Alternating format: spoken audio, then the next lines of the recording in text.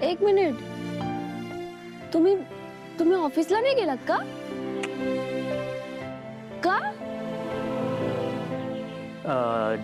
दुपारची एक मीटिंग आहे, डिरेक्टली तेव्हाच आहे. तुला इकडे हे सगळं करताना बघितलं तर म्हटलं हेल्प करूया.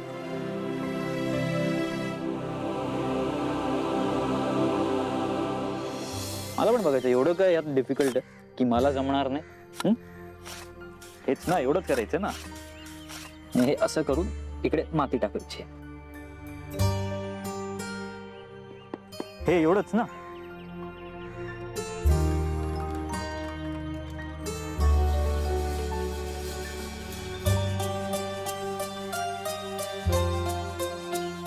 असं काय बघतेस? तुम्ही किती बदललात ते बघते.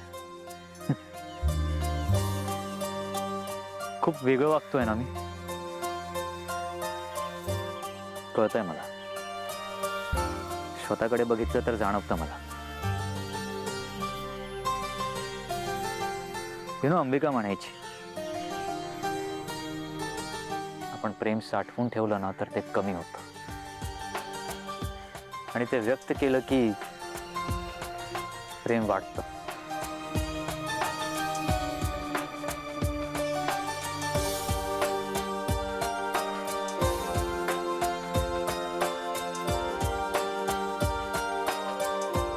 मला पण हळूहळू प्रेम कळायला लागलंय.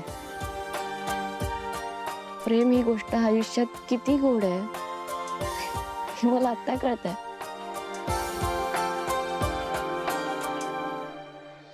पाडव्याच्या दिवशी तू तुझं प्रेम व्यक्त केलं होतं मीरा, तेव्हा मला ते स्वीकारता आलं नाही. तुझं प्रेम मला उशिरा कळलं. त्यानंतर ज्या ज्या गोष्टी अनन्या म्हणाली त्या त्या सगळ्या गोष्टी झाल्या. तुझा फोन नंबर पाठ झाला, तुझा आवडता रंग कळला, तुझ्या आवडत्या नावडत्या गोष्टी कळल्या.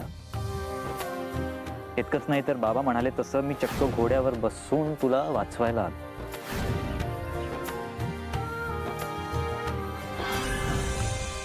हा फक्त एक गोष्ट झाली नाही. काय? ते बाबा आणि अनन्या म्हणत होते की जेव्हा आपण प्रेमात पडतो तेव्हा फुलांचा, पाकळ्यांचा वर्षाव होतो. But it's okay.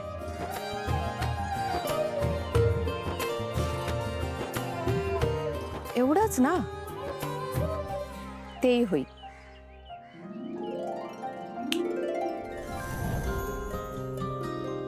तुझ्या सोबतीचे ऋतू जीव घेणे मिळे ओंजळीला जसे चांदणे. जरी थांबवावे तरी होत जाते, जरी थांबवावे तरी होत जाते. मनाचे मनाशी किती बोलणे, जसे चांदणे. तुझ्या सोबतीचे ऋतू जीव घेणे मिळे ओंजळीला जसे चांदणे.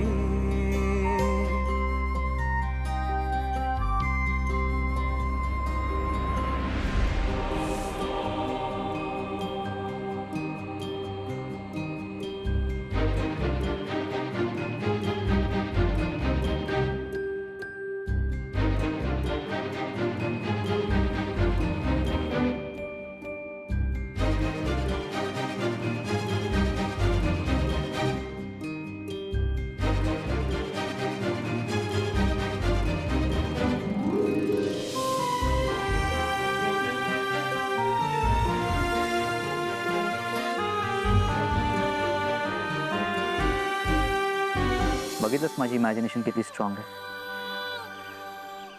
खरंच पाकळ्या पडतायत असं वाटतंय. इमॅजिनेशन नाहीये,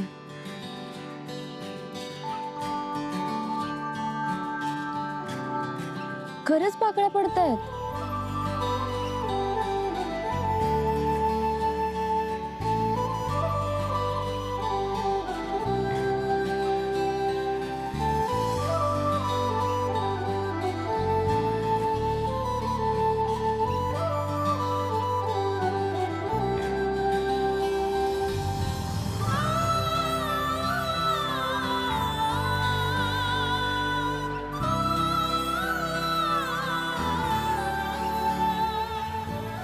अनन्या करते हे सगळं.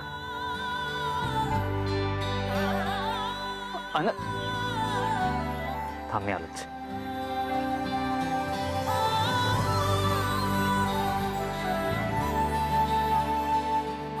कसा वाटला फुलांचा पाऊस? अगं ताई, तू हे सगळं का केलंस? अगं अथर्व किती खुश झालेत बघितलंस ना? अगं पण त्यांनी आता मला विचारलं तर मी काय सांगू? हे हे सगळं कसं झालं? काही नको सांगूस. म्हण प्रेमात लॉजिक नाही, मॅजिक बघायचं असतं. सोपं आहे.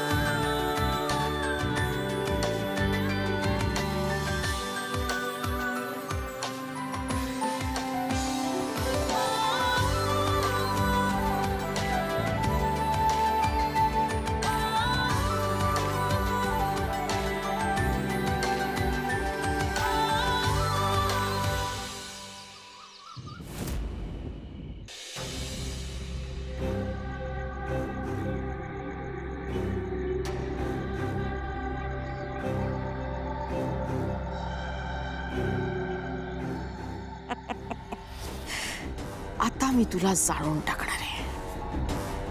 एकदाची तुला जाळली ना की माझ्या मनाला शांती मिळेल. नाहीतरी काय जादूची बाहुली म्हणतात ना तुला. सतत इकडे तिकडे कुठेतरी फिरत असतेस, भटकत असतेस. आता म्हणतील हरवली.